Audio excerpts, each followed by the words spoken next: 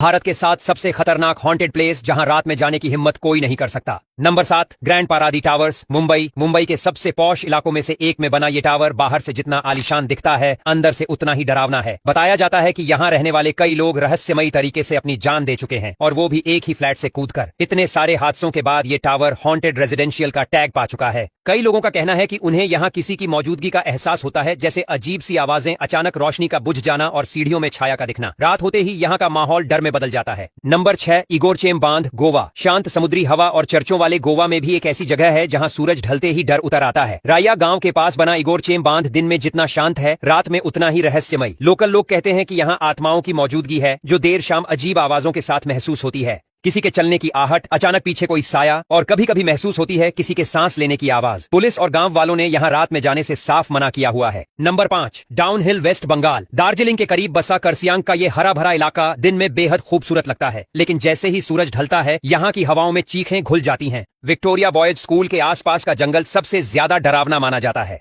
लोगों ने यहाँ बिना सिर वाले बच्चों की परछाइयों को चलते देखा है। कभी कदमों की आवाज, कभी पेड़ों के पीछे से झांकती आंखें, ये सब यहाँ आम बात है। नंबर 4, दुमस बीच, गुजरात। अगर आप सोचते हैं कि समुद्र के किनारे सिर्फ शांति मिलती है, तो दुमस बीच की सच्चाई जानकर रूह कांप जाएगी। सूरत के इस काले रेत वाले बीच को पहले श्मशान घाट के तौर पर इस्तेमाल किया जाता था। लोगों का मानना है कि यहाँ जलाई गई आत्माएं अब भी उसी रेत में भटक रही हैं। रात में यहाँ से हंसी की आवाजें आती हैं, और कई बार लोगों ने किसी को पुकारते हुए सुना है, जबकि वहाँ कोई नहीं होता। कई टूरिस्ट तो अचानक गायब भी हो चुके हैं, इसलिए यहाँ रात में जाना सरकार ने भी मना किया है। नंबर 3, शनिवारवाड़ा, पुणे।